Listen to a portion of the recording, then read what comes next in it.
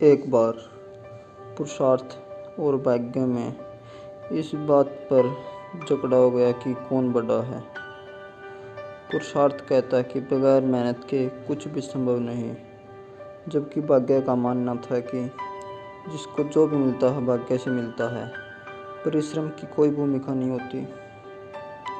उनके विवाद ने ऐसा उग्र रूप ग्रहण कर लिया कि दोनों को देवराज इंद्र के पास जाना पड़ा। झगड़ा बहुत ही पेचीदा था, इसलिए इंद्र भी चकरा गए। पुरुषार्थ को वे नहीं मानते जिन्हें भाग्य से सब कुछ प्राप्त हो चुका था। दूसरी तरफ अगर भाग्य को बड़ा बताते तो पुरुषार्थ उसका उदाहरण प्रस्तुत करता, जिन्होंने मेहनत से सब कुछ अर्जित किया था। असमंजस में पड़ गए और किसी निष्कर्ष पर नहीं पहुंचे। काफ़ी सोचने के बाद उन्होंने विक्रमादित्य की याद आई। उन्हें लगा सारे विश्व में इस झगड़े का समाधान सिर्फ वही कर सकते हैं। उन्होंने पुरुषार्थ और भाग्य को विक्रमादित्य के पास जाने के लिए कहा। पुरुषार्थ और भाग्य मानव वेश में विक्रम के पास चले गए। विक्रम के पास आकर उन्होंने अपने झगड़े की बात रखी। विक्रम को भी तुरंत कोई समाधान नहीं सूझा। उन्होंने दोनों से 6 महीने की मोहलत मांगी और उनसे 6 महीने के बाद आने को कहा। जब वे चले गए तो विक्रमादित्य ने काफ़ी सोचा। किसी निष्कर्ष पर नहीं पूछ सके तो उन्होंने सामान्य जनता के बीच पेश बदलकर घूमना शुरू किया। काफ़ी घूमने के बाद भी जब कोई संतोषजनक हल नहीं खोज पाए तो दूसरे राज्य में घूमने का निर्णय लिया। काफ़ी भटकने के बाद भी जब कोई समाधान नहीं निकला तो उन्होंने एक व्यापारी के यहाँ नौकरी कर ली। व्यापारी ने उन्हें नौकरी पर उनके यह कहने पर दी कि जो काम दूसरे नहीं कर सकते वे कर दी। कुछ दिनों बाद वह व्यापारी जहाज पर अपना माल लादकर दूसरे देश में व्यापार करने के लिए समुद्री रास्ते से चल पड़ा। अन्य नौकरों के अलावा उसके साथ विक्रमादित्य भी थे। जहाज कुछ ही दूर गया होगा कि भयंकर तूफान आ गया। जहाज पर सवार लोगों में भय और हताशा की लहरें दौड़ गई। किसी तरह जहाज एक टापू के पास आया और वहां लंगर डाल दिया गया। जब तूफान समाप्त हुआ तो लंगर उठा जाने लगा, मगर लंगर किसी के उठाए न उठा। अब व्यापारी को याद आया कि विक्रमादित्य ने यह कहकर नौकरी ली थी कि जो कोई न कर सकेगा वे कर देंगे। उसने विक्रम से लंगर उठाने को कहा। लंगर उनसे आसानी से उठ गया।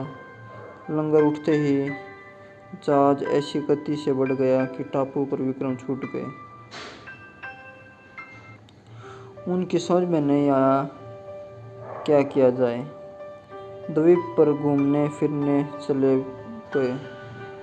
नगर के द्वार पर एक पट्टिका टंगी थी जिस पर लिखा था कि वहाँ की राजकुमारी का विवाह विक्रमादित्य से होगा। वे चलते चलते महल तक पहुँचे। राजकुमारी उनका परिचय पाकर खुश हुई और दोनों का विवाह हो गया।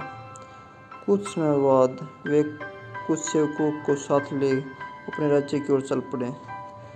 रास्ते में विश्राम के लिए जहाँ डेरा डाला वहीं एक सन्यासी से उनकी भेंट हुई। सन्यासी ने उन्हें एक माला और एक छड़ी दी। उस माला की 2 विशेषताएं थीं। उसे पहनने वाला अदृश्य होकर सब कुछ देख सकता था तथा गले में माला रहने पर उसका हर कार्य सिद्ध हो जाता। छड़ी से उसका मालिक सोने के कोई भी आभूषण मांग सकता था। सन्यासी को धन्यवाद देकर विक्रम अपने राज्य लौटे। एक उद्यान में ठहरकर संगाए सेवकों को वापस भेज दिया तथा अपनी पत्नी को संदेश भिजवाया कि शीघ्र ही वे उसे अपने राज्य बुलवा लेंगे। उद्यान में ही उनकी भेंट एक ब्राह्मण और एक बाढ़ से हुई। वे दोनों काफ़ी समय से उस उद्यान की देखभाल कर रहे थे। उन्हें आशा थी कि उनके राजा कभी उनकी सुध लेंगे तथा उनकी विपन्नता को दूर करेंगे। विक्रम पसीज गए। उन्होंने सन्यासी वाली माला बाट को तथा छड़ी ब्राह्मण को दे दी। ऐसी अमूल्य चीजें पाकर दोनों धन्य हुए और विक्रम का गुणगान करते हुए चले गए। विक्रम राज दरबार में पहुंचे। अपने कार्य में लगन लग गए। 6 मास की अवधि पूरी हुई तो पुरुषार्थ तथा भाग्य अपने फैसले के लिए उनके पास आए। विक्रम ने उन्हें बताया कि वे एक दूसरे के पूरक हैं। उन्हें छड़ी और माला का उदाहरण याद आया। जो छड़ी और माला उन्हें भाग्य से सन्यासी से प्राप्त हुई थी, उन्हें ब्राह्मण और भाट ने पुरुषार्थ से प्राप्त किया। पुरुषार्थ और भाग्य पूरी तरह संतुष्ट होकर वहाँ से चले गए।